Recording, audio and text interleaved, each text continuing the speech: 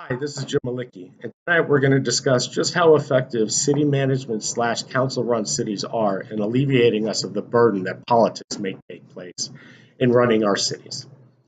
In early 2015, the city of Phoenix had released an RFP to replace its street and park lights with LED lights. This has actually been a policy goal of Greg Sand since he ran for the first time in mayor in 2011 and had been actively trying to pursue it since 2012. They finally had the funding to do it, so you can see how both he as well as some of the city staff were eager to get this underway. The issue was that they released it with 4,000 Kelvin. 4,000 Kelvin is like having permanent daylight. We as human beings get affected by it negatively because it ceases the production of melatonin, so therefore our risk of cancer increases. It also affects negatively the environment, because animals and plants see 24-hour time day, and they actually need night as part of their cycle. And also, brighter light does not really mean that we can see better, because our eyes actually change. So my mother, International Dark Sky, some other grassroots leader, and myself, we approached the city of changing that RFP to doing 2,700 Kelvin, a softer light hue, and it's more similar to moonlight.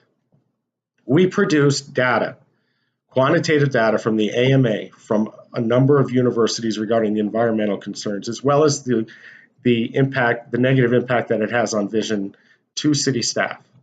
And their response to us was, "That's your opinion." It was not our opinion. This was scientific data produced by other people that we were sharing with them. But they were into the traditional approach of doing public administration, in which efficiency and outputs was important. Keep in mind, this had been a policy goal since 2012. It's 3 years later. They want to get it done, off their desk, move on to the next project. We, on the other hand, took a political approach to the public administration. We were more concerned with outcomes. If it took longer to do it correctly, so be it. So myself and others, what we did was applied some political pressure to friends of ours in Phoenix City Council, and we also activated some other grassroots organizations. When we were effective in getting the City Council to agree with us, and ultimately what ended up passing in November of 2016 was approval of 2,700 Kelvin to replace all the lights.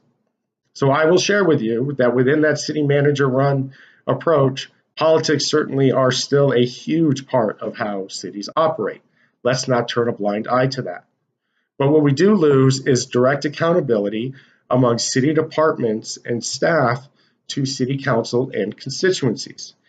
The Phoenix City Charter explicitly states that city council members and the mayor cannot even speak publicly about subordinates and their performance. The only person that they're allowed to speak about is the city manager. If you have a pothole that needs to be fixed in front of your house and you call your city council member, they can navigate that political relationship that they have internally with the street department to try to get them to fix that pothole.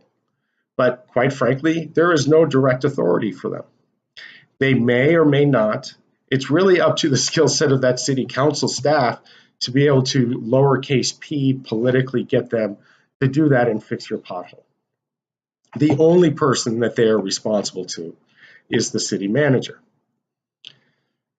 I would share that without that accountability, we've also seen other pitfalls. You may be familiar with the issues concerning the flight paths with Sky Harbor and how those changed without proper input. And when it was found that city department staff actually made the mistake, there was little to no consequences.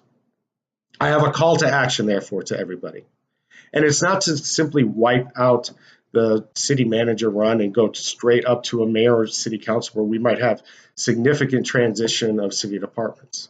But sometimes city departments act so erroneously that maybe a call from the public is of greater consequences, such as the flight paths, is necessary.